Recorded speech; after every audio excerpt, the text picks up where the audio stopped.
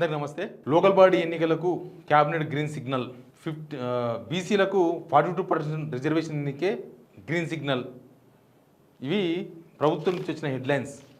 మరి క్యాబినెటే అన్ని decide చేయనికే, క్యాబినెటే 42% reservation ఈయనకే సిద్ధమైతే, క్యాబినెటే reservation ఎంతైనా సరే ఈయనకే, వాళ్ళు ఇన్ని రోజులు ఎందుకు ఆపినట్టు?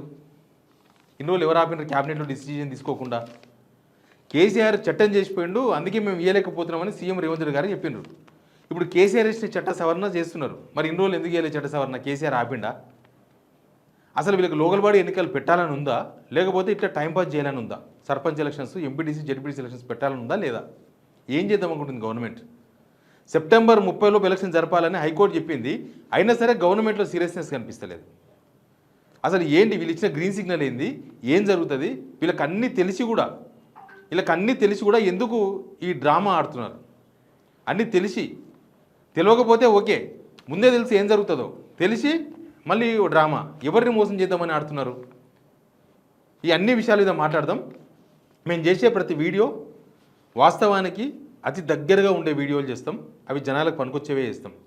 మేము క్యూఆర్ కోడ్ పెట్టి డబ్బులు అడగం, బట్ ఒక సబ్స్క్రైబ్ మాత్రం అడుగుతాం. సబ్స్క్రైబ్ చేసుకోని వాళ్ళు సబ్స్క్రైబ్ చేయండి. మీ ఒక సబ్స్క్రైబ్ మాకు ₹1,00,000తో సమానం. మేము ముందుకు వెళ్ళిపోతాం. మీరిచ్చే టానికే మాకు బలం, కాబట్టి సబ్స్క్రైబ్ చేయండి. ఇక క్యాబినెట్ సమావేశం అయ్యింది, గ్రీన్ సిగ్నల్ ఇచ్చేసింది, బీసీలకు 42% రిజర్వేషన్ అయిపోయింది, ఇంకా జీవో ఇచ్చేస్తాం త్వరలో, ఇవన్నీ ప్రకటించేసిండ్రు. మళ్ళీ ఇన్ని రోజులు ఎందుకు ఇవ్వలేదు అనేది క్వశ్చన్. ఇన్ని రోజులు పోయిన సంవత్సరం జనవరి నుంచి ఇప్పటిదాకా ఎందుకు టైంపాస్ చేసిండ్రు? మీ చేతిలోనే ఉంది కదా, ఇప్పుడు మీరే కదా ఇచ్చింది గ్రీన్ సిగ్నల్.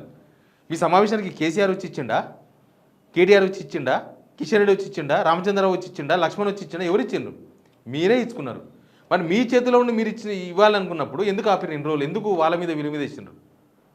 ఇప్పుడు ఏంది తెలుసా స్టోరీ? వీళ్ళకి మొత్తం తెలుసు. యాక్చువల్గా కేసీఆర్ చట్టం ఇది. కేసీఆర్ చేసిన చట్టం 185A 185A క్లాస్ ఏంటంటే సుప్రీంకోర్టు 50% రిజర్వేషన్ మించకూడదు అని చెప్పినందుకు, అన్ని రిజర్వేషన్లు కలిపి 50% మించకూడదు అని చెప్పినందుకు ఈ చట్టం చేసిండు. ఇది సుప్రీంకోర్టు ఆదేశాల మేరకు సుప్రీంకోర్టు అండర్లో పనిచేసింది. కేసీఆర్ ఇష్టం వచ్చినట్టు, ఇప్పుడు రేవంత్ రెడ్డి ఇష్టం వచ్చినట్టు ఎనికి రాదు. దాని ముందు సినిమా చెప్తాను నేను. కేసీఆర్ ఇచ్చింది ఎస్సీలకు 15%, ఎస్సీలకు 10%, బీసీలకు 23%. ఇప్పుడు వీళ్ళు ఏం చేస్తున్నారు? వీళ్ళు ఇచ్చేది ఎస్సీలకు 15%, ఎస్టీలకు 10%, వీళ్ళకి 42%, మొత్తం 67% అవుతుంది. ఇస్తారు, జీవో ఇస్తారు. జీవో ఇచ్చినాక ఎవరో ఉంటారు కదా ఆశాభావాలు, ఇట్లాంటి ప్రతి రాష్ట్రంలో ప్రతిసారి జరిగేది ఇదే. పోయినసారి కూడా కేసీఆర్ ఇట్లా ఒకటి తయారు చేసి పెడితే కాంగ్రెస్ సంబంధించిన ప్రజాప్రతినిధులే కోర్టుకు పోయారు. కాంగ్రెస్ సంబంధించిన కొంతమంది కోర్టు ఏం చేసింది? కొట్టేస్తే లాస్ట్కి ఈ చట్టం చేసింది కేసీఆర్. 50%కు లోబడి, సుప్రీంకోర్టు తీర్పుకు లోబడి చేసినారు. ఇప్పుడు ఏంది? 67%కు జీవో ఇస్తాడు. ఇచ్చినాక ఎవరో కోర్టుకు పోతారు. కోర్టు మళ్ళీ ఎప్పలాగానే చేస్తుంది, మళ్ళీ ఎప్పలాగానే ఇడికి వస్తుంది. స్టోరీ మొత్తం ఇడికి. ఇదంతా ప్రభుత్వంలో ఉన్న అందరికీ తెలుసు. కానీ ప్రజలను మోసం చేయాలి. మొన్నటిదాకా బీఆర్ఎస్ మీద తప్పేసి, బీఆర్ఎస్ వాళ్ళ మీద వేసేసి చేతులకు మట్టి అంటకుండా బయటపడాలనుకున్నారు. జనాలు నమ్మలేదు. బీజేపీ మీద, సెంట్రల్ గవర్నమెంట్ పైన ఏదో మంది చూసినారు, జనం నమ్మలేదు. ఇప్పుడు కోర్టు మీద వేసి తప్పించుకుందామని చూస్తున్నారు. ఇంకా కోర్టు కొట్టేస్తుంది కదా, కోర్టు కొట్టేస్తే చూసినామా, కోర్టు కొట్టేసింది కాబట్టి మేము ఇవ్వలేకపోతున్నాం, లేకపోతే ఇచ్చేవాళ్ళం. ఒకటి బాబుమోహన్ సినిమా ఉంటుంది తెలుసా? నేను ఒక పెద్ద గుట్ట ఎత్తుతా అని చెప్పి ఊరిలో అందరితో సవాల్ విసురుతాడు.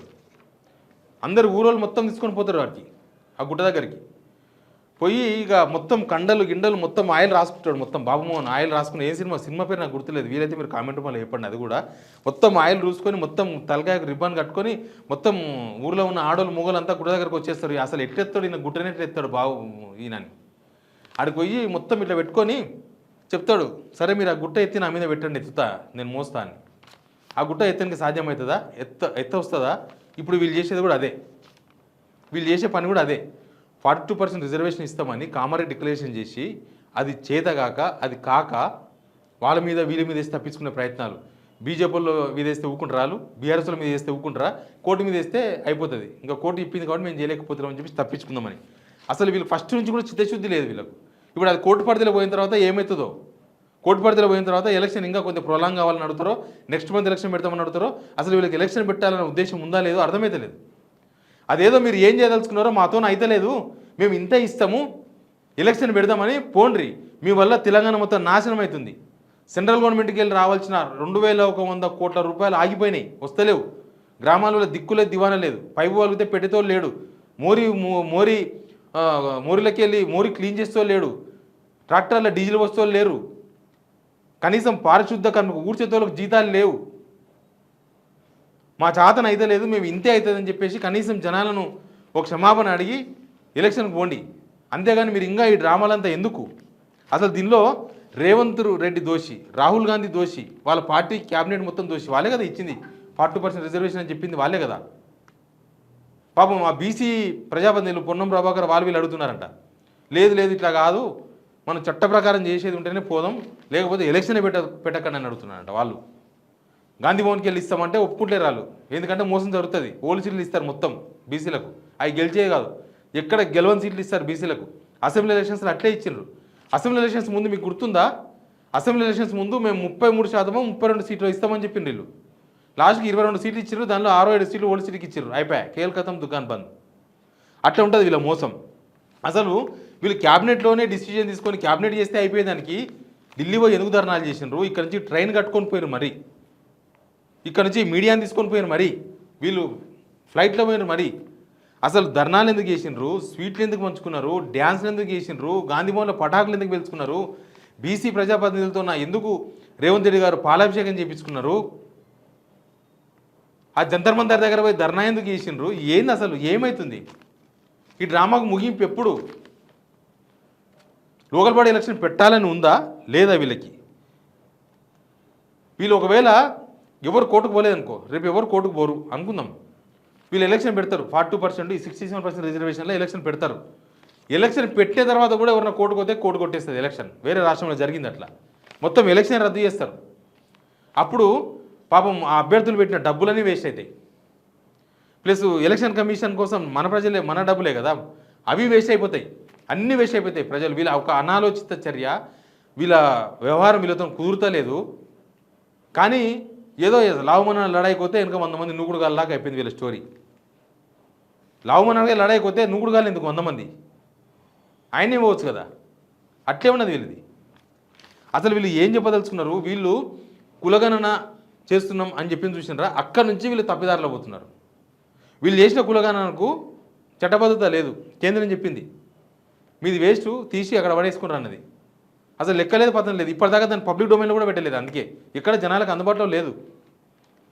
చేసిర్రు, దాపెట్టుకున్నారు. అది బయట పెడితే పెద్ద కేసు అవుతుంది. సెంట్రల్ గవర్నమెంట్ చేస్తుంది, అది చట్టబద్ధత ఉంటుంది, ఓ లెక్క ఉంటుంది, ఓ పత్రం ఉంటుంది. దీనికి ఏమీ లేదు, ఉత్తగా టైంపాస్. కేసీఆర్ మీద తప్పించుకోవాలనుకున్నారు, కుదరదు కదా. వీళ్ళు చేసినట్టు చేద్దామంటే కుదరదు కదా.